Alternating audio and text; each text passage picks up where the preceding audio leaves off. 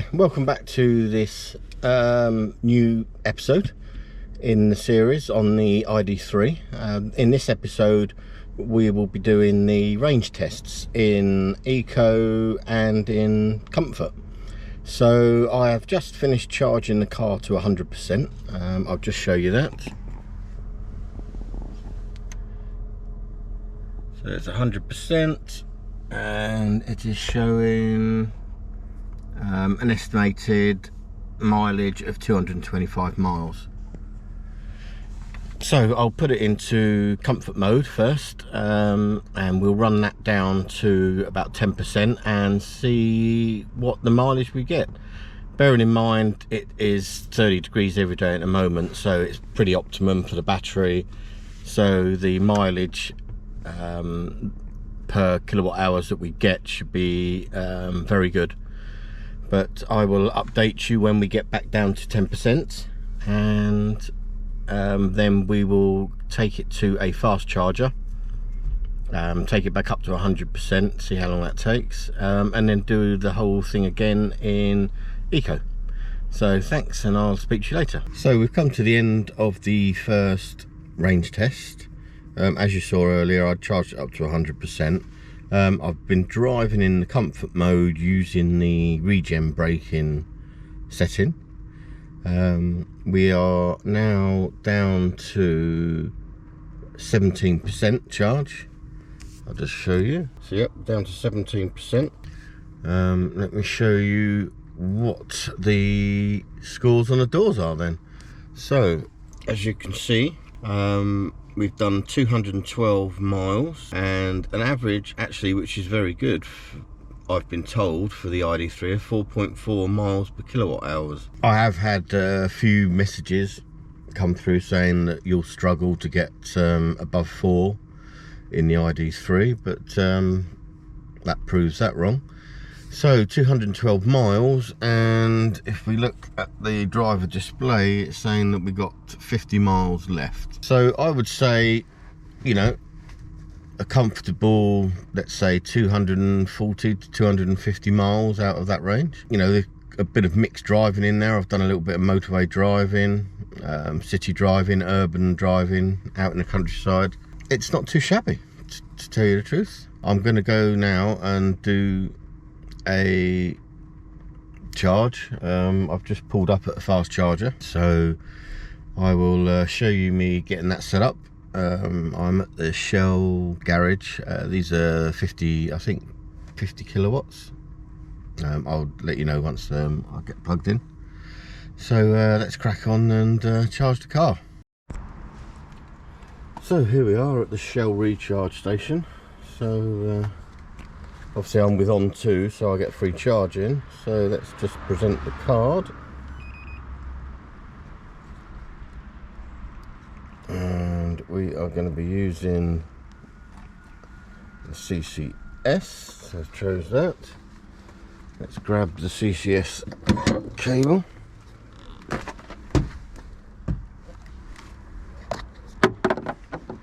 Plug this bad boy in.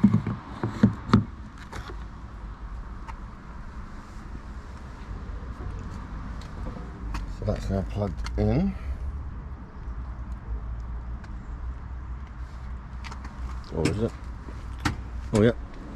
Yep. Let's take a little bit of time. So yeah, this is a 50 kilowatt, and now as you can see, battery 17%. So what we'll do is we'll do a 30-minute charge. To see how much juice we managed to pull out of this.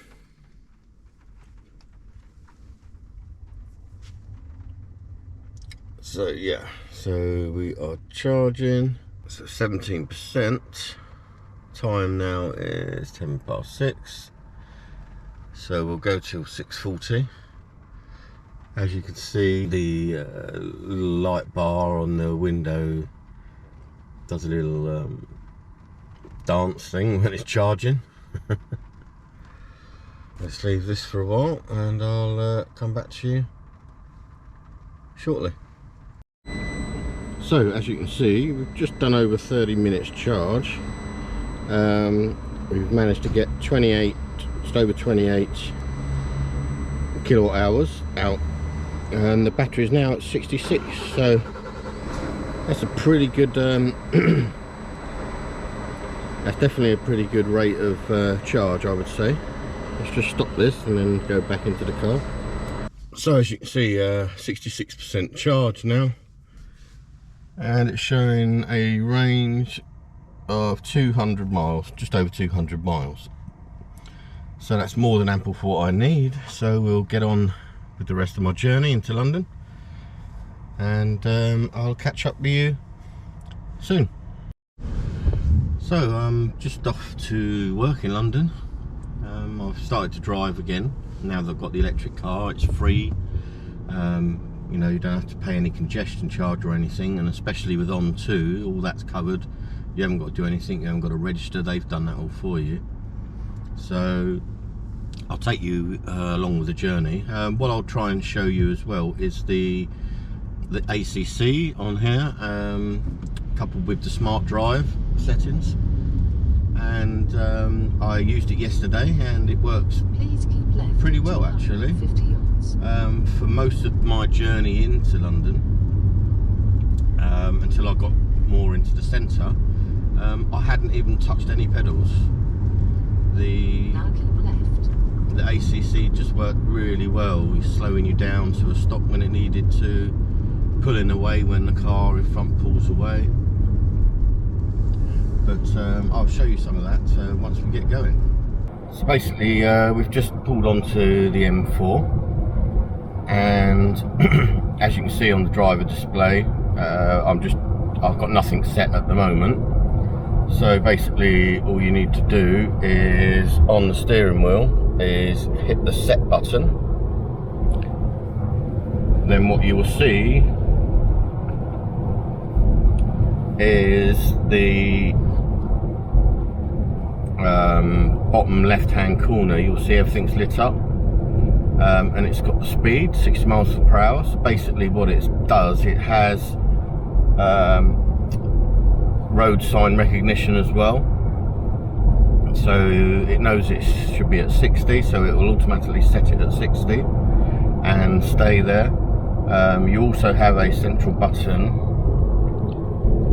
that basically changes if you want the distance from the car in front. So I tend to keep it on the 1 setting. I just find that especially on a motorway and that, you don't want too big a gap, because everyone just keeps pulling in front of you. So I find the 1 bar or 2 bar is more than ample. So yeah, it's and there you go, there's the lane assist kicking in there. So basically I could take my hands off the steering wheel if I wanted. I haven't, but I'm just holding it very lightly. And what you will see is that it kicks in. You saw it there. When the yellow line happens, it will then pull you back into the lane. Now this is the Life Pro Performance, so this doesn't have all the bells and whistles that the higher spec models have, but even in this basic, it's more than capable of doing what it needs to do on the Smart Cruise. And you know, I don't have a foot on the pedal at the moment, and I don't envisage me touching any of the pedals now until we get into central London. So I will keep you updated if there's any changes, but hopefully it's just a plain drive now. As you can see on the sat nav, doesn't look like there's any major roadworks or hold-ups. Problem is, on the M4 at the moment, is there's a 60 and 50 limit across from Reading all the way into London, because they are, well, they have been for the last few years, making the smart motorway. So it does slow your journey up a bit. But the nice thing is that with this automatic cruise control, that you can just let the car do what it does. You just steer it in the direction it needs to go, and it will do everything else for you. So I'll catch up with you shortly.